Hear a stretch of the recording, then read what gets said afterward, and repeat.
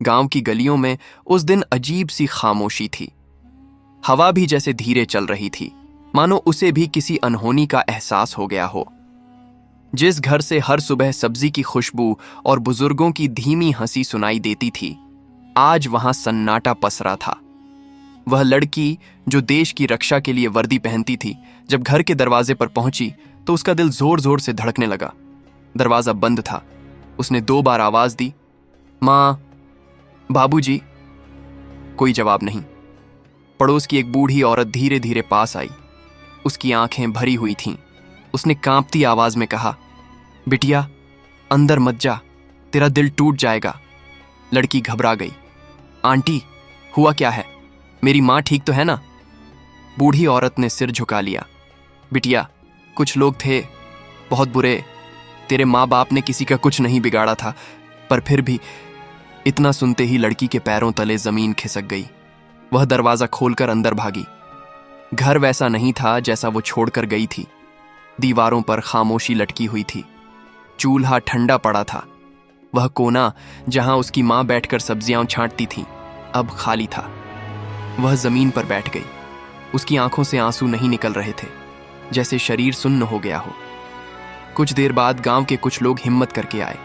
किसी ने कहा, बेटी, हमने रोकने की कोशिश की थी, पर हम डर गए।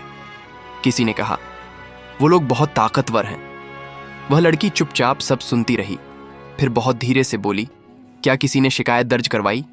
सब चुप। उसने उसी वक्त तय कर लिया, अगर कोई नहीं बोलेगा तो वह बोलेगी। अगले दिन वह थाने पहुंची। वर्दी में थी, सीना तना हुआ, पर आंखों में आंसू थे।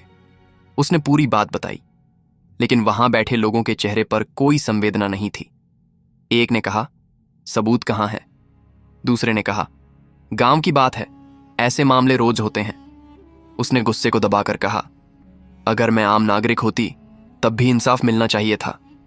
लेकिन जवाब में उसे टाल दिया गया। वह थाने से बाहर आई तो उसकी आंखों में आंसू नहीं थे, आग थी। वह जानती थी कि अगर सिस्टम सो रहा है तो उसे जगाना पड़ेगा, लेकिन सही तरीके से। उसने अपने सीनियर अधिकारियों से बात की, कागज इकट्ठे किए, गवाहों को हिम्मत दी। धीरे धीरे सच्चाई बाहर आने लगी। गांव के लोग जो डर के मारे चुप थे, अब बोलने लगे। किसी ने कहा, हां, हमने सब देखा था। किसी ने कहा, वो बूढ़े बहुत सीधे थे, किसी का बुरा नहीं चाहते थे। अब मामला दबाया नहीं जा सकता था। जिस दिन जांच बैठी, उस दिन वही लोग सिर झुकाए खड़े थे जो कभी खुद को ताकतवर समझते थे। लड़की कोर्ट के बाहर खड़ी थी। उसकी आंखों में दर्द था, पर चेहरे पर सुकून भी था। उसे पता था, आज उसके माँ बाप को इंसाफ मिलेगा। उसने आसमान की ओर देखा और धीमे से कहा, माँ, बाबूजी, आज आपकी बेटी हार नहीं मानी। अगली सुबह गांव में कुछ अलग सा माहौल था। जो लोग कल तक घरों में दुबके रहते थे, आज धीरे धीरे बाहर निकल रहे थे। लोगों की नजरें झुकी हुई थीं, लेकिन दिल में कहीं ना कहीं उम्मीद की एक छोटी सी लौ जल चुकी थी। वह लड़की सुबह जल्दी उठी। उसने अपनी वर्दी पहनी, आईने के सामने खड़ी होकर खुद को देखा। आज चेहरे पर दर्द नहीं था, आज चेहरे पर दृढ़ता थी। वह जानती थी कि यह लड़ाई आसान नहीं है, पर अगर आज भी चुप रही तो कल किसी और माँ बाप के साथ वही होगा। वह फिर से गांव पहुंची, लेकिन इस बार अकेली नहीं थी। उसके साथ कुछ अधिकारी थे, कुछ समाज के लोग थे, और सबसे बड़ी बात, अब गांव के लोग भी साथ चल रहे थे। जिस जगह उसके माँ बाप बैठकर सब्जी बेचा करते थे, वहां वह कुछ देर खड़ी रही। उसने आंखें बंद कीं। हवा में जैसे अब भी मां की आवाज थी, बेटी, सच के रास्ते पर चलना, डरना मत।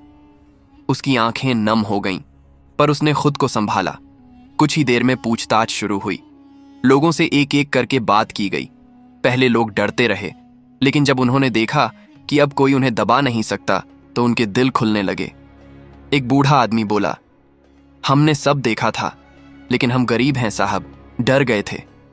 एक और औरत बोली, उन बूढ़े लोगों ने कभी किसी का बुरा नहीं किया था। हर बयान के साथ सच्चाई मजबूत होती जा रही थी। वह लड़की सब सुनती रही, बिना किसी गुस्से के, बिना किसी नफरत के, क्योंकि वह जानती थी, नफरत से इंसाफ नहीं मिलता, हिम्मत से मिलता है। धीरे धीरे मामला ऊपर तक पहुंचा। जांच आगे बढ़ी। जो लोग खुद को बहुत ताकतवर समझते थे अब सवालों के सामने खामोश थे। गांव में अब डर नहीं था, बल्कि चर्चा थी। लोग कहने लगे, अगर ये लड़की ना आती तो हम कभी बोल ही नहीं पाते। एक दिन शाम को वह उसी रास्ते से गुजरी जहां कभी अपने माँ बाप के साथ चलती थी। सूरज ढल रहा था, हवा में हल्की ठंडक थी। उसने आसमान की ओर देखा और धीमे से बोली, आप दोनों ने मुझे जो संस्कार दिए आज वही मेरी ताकत बन गए। कुछ दिनों बाद सच की जीत हुई। गलत करने वालों को सजा मिली, कानून के तहत, बिना किसी बदले की भावना के। गांव में फिर से चैन लौटा। उस दिन गांव के लोग इकट्ठा हुए। किसी ने कहा, आज हमें समझ आया कि डर से नहीं, सच से जीना चाहिए। वह लड़की चुपचाप मुस्कुरा रही थी। उसकी आंखों में आंसू थे, लेकिन वो आंसू दुख के नहीं, सुकून के थे। उसने मन ही मन कहा, मां, बाबूजी, आज आपकी बेटी ने हार नहीं मानी। और उस दिन के बाद वह सिर्फ एक फौजी नहीं रही, वह उम्मीद बन गई उन सब के लिए जो बोल नहीं पाते। समय धीरे धीरे आगे बढ़ रहा था। गांव अब पहले जैसा नहीं रहा था। जहां कभी डर था वहां अब भरोसा था। जहां कभी लोग चुप रहते थे अब वहां बातें होती थीं, सलाह होती थी, मदद होती थी। वह लड़की अब सिर्फ एक बेटी नहीं रही थी, वह एक सहारा बन चुकी थी। लोग उसे नाम से नहीं, सम्मान से पुकारते थे। कभी कोई अपनी बेटी को लेकर आता, कभी कोई अपनी मां की परेशानी बताने आता। वह सबकी बात सुनती, बिना थके, बिना उकताए। एक दिन एक छोटा बच्चा उसके पास आया। उसकी आंखों में डर था। उसने धीरे से कहा, दीदी, मेरी मां बहुत रोती है। वह झुककर उसके सामने बैठ गई। क्यों रोती है? बच्चे ने कहा, लोग उसे डराते हैं। उसका दिल कांप गया, लेकिन चेहरे पर शांति रही। उसने बच्चे का हाथ थामा और बोली, अब कोई नहीं डराएगा। उस दिन उसने महसूस किया कि उसकी जिम्मेदारी सिर्फ अपने गांव तक सीमित नहीं रही। धीरे धीरे आसपास के इलाकों से भी लोग आने लगे। किसी ने अपनी जमीन खो दी थी, किसी को झूठा फंसाया गया था, किसी की आवाज दबा दी गई थी। वह हर कहानी ध्यान से सुनती, हर किसी को एक ही बात कहती, सच में ताकत होती है, बस हमें उसे थामना आता होना चाहिए। रात को जब सब सो जाते, वह अकेले बैठकर अपने माँ बाप को याद करती। कभी कभी आंखों से आंसू गिर जाते, लेकिन अब वो आंसू कमजोरी नहीं थे। एक रात उसने सपने में अपनी माँ को देखा। माँ मुस्कुरा रही थी और कह रही थी, तू बहुत आगे बढ़ गई है बेटा, अब हमें चिंता नहीं। वह नींद से जागी तो दिल हल्का था। कुछ समय बाद एक बड़ा दिन आया।